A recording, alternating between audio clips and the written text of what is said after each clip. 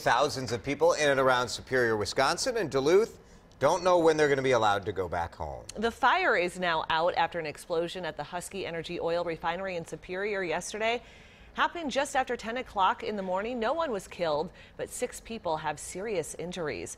Mary McGuire is live near the scene of the explosion this morning. Good morning, Mary.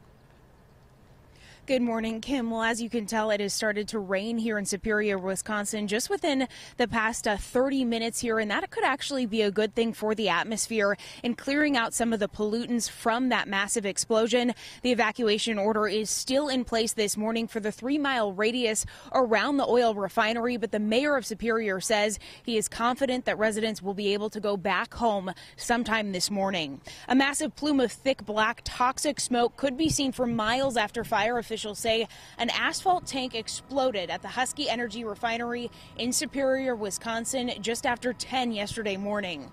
People as far as 20 miles away said it felt like an earthquake. The initial fire was put out by noon, but then another fire broke out, causing a dozen more explosions. Asphalt fueled that fire, making it so dangerous that firefighters had to stay away for hours. 40,000 residents in Superior and neighboring communities were urged to evacuate before that fire was put out. Specifically, when we look at the evacuation process, the specific reason was for the hydrofluoric acid unit.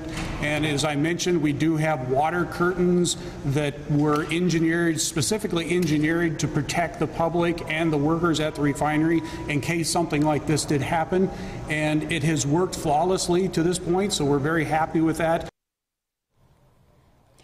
Now, the convention center in Duluth opened its doors to temporarily house evacuees.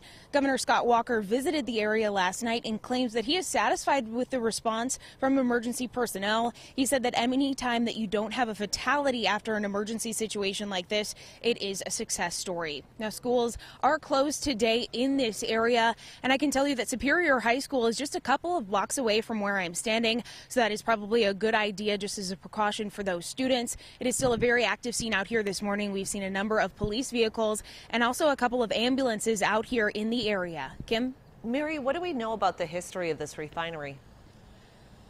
Well, it is the only oil refinery in Wisconsin. It is the final stop for the Enbridge pipeline, and it makes gasoline and also asphalt and other products. It supplies that gasoline to Minnesota, Wisconsin, and Michigan. So time will tell if this has any impact on gas prices in our area.